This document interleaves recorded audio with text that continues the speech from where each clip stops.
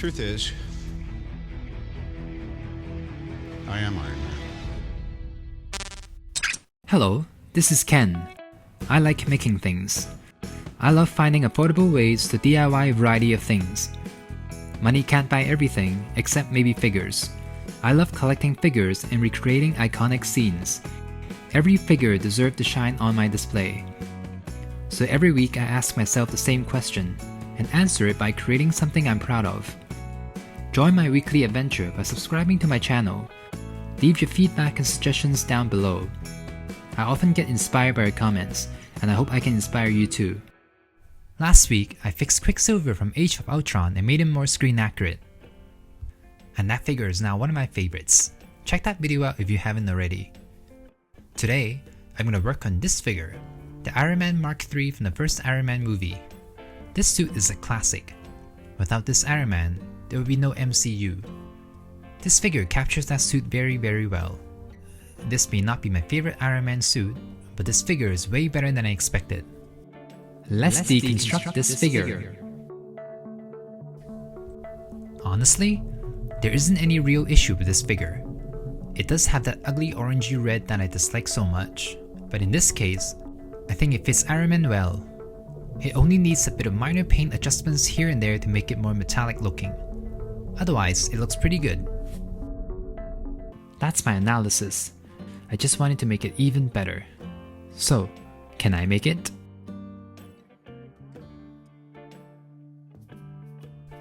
Unlike the other Iron Man figures I painted, I don't think this one needs to be as dark. I want to keep it hot rod red. So I'm actually going to start by painting over the entire figure with this holiday red. It is almost the exact same shade, so it doesn't look like I'm doing anything to the figure. But because this material is quite slippery, I want to add a base layer of paint before I do any actual work on it. This will help the outer layer of paint stick better. And side note, acrylic paint dries slightly darker. You can see it gradually get a bit darker over time.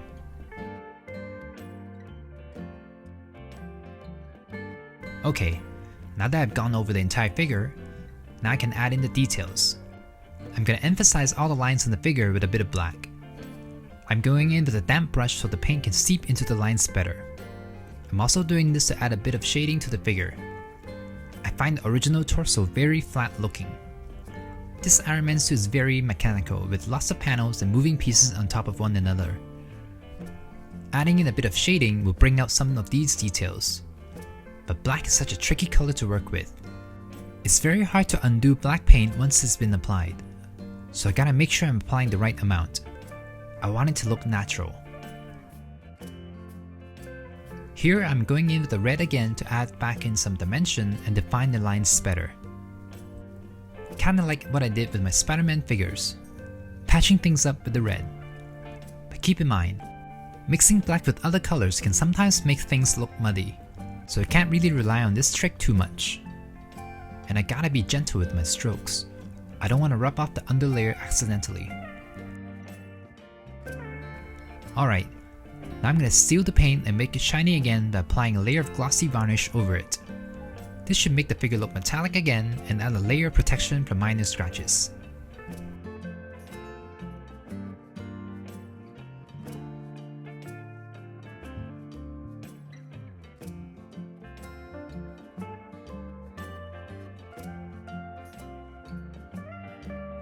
Alright, here it is all varnished. It's pretty good. But now it looks too shiny. Like a brand new car in a TV commercial that looks a little fake. So I'm gonna use a fine brush and apply some silver onto the corners and edges of the panels to make the paint look slightly chipped. I don't want to go overboard with this. I don't usually do battle damage looks on my figures. I also don't want my figures to look squeaky clean. I want them to look and feel natural. So I'm just imagining Tony Stark moving around in a suit.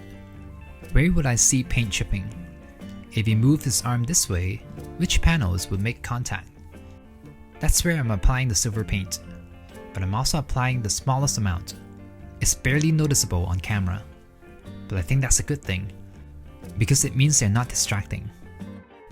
I can stop here, but I want to see if I can make the goat bits better.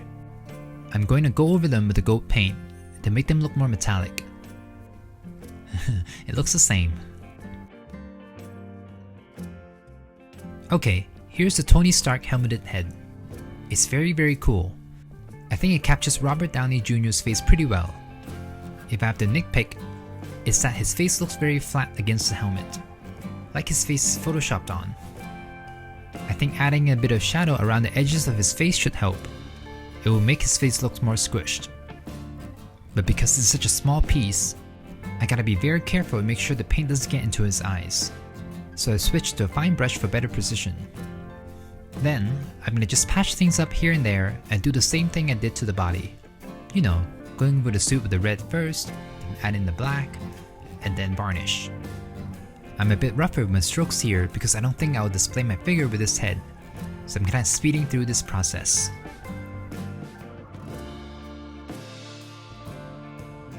Alright, here's the head all painted. Now Tony's face feels more natural.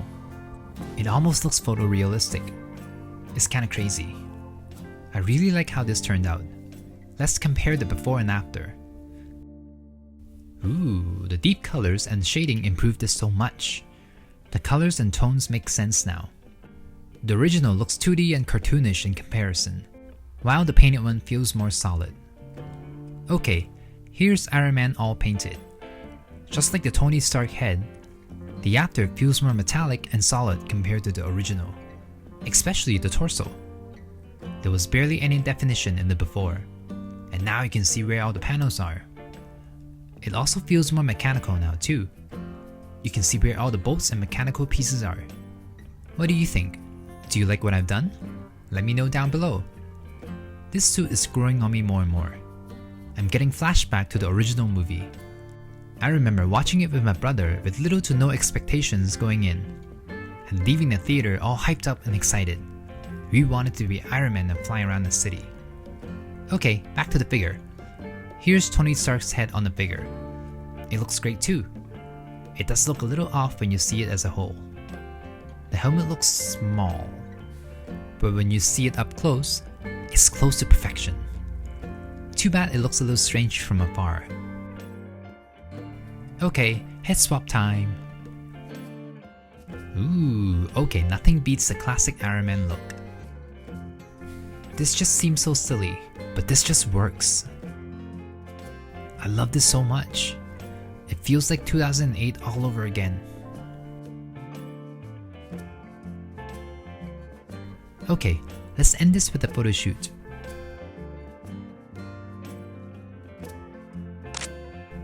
Let's start with the faceplate up. Ah, so good. And it's even better up close. Look at that. Oof, this photo is so good. I can already see the suit up scene from the movie in my head. I also like that this figure came with a few accessories. These aren't anything impressive, but I feel like I can easily recreate specific scenes from the movie with them. But the helmet does feel a little bit too skinny, so I won't be using this head unfortunately. Because this is perfection. I am speechless at how good this looks. Why does this look so good? It's not even my favorite Iron Man suit, but this may be my favorite Iron Man photos. Maybe because this suit is more clunky, so it feels more like a real suit than the other ones. I'm having so much fun taking photos of this. Every photo just looks great. I really didn't expect to like this much. I hope you like this too. Thanks again for watching. Give this video a like if you haven't already. Subscribe to see me do Marvel Legends videos. Check out my other videos too if you haven't already. Stay inspired, and I'll see you next week. I can make it, so can you.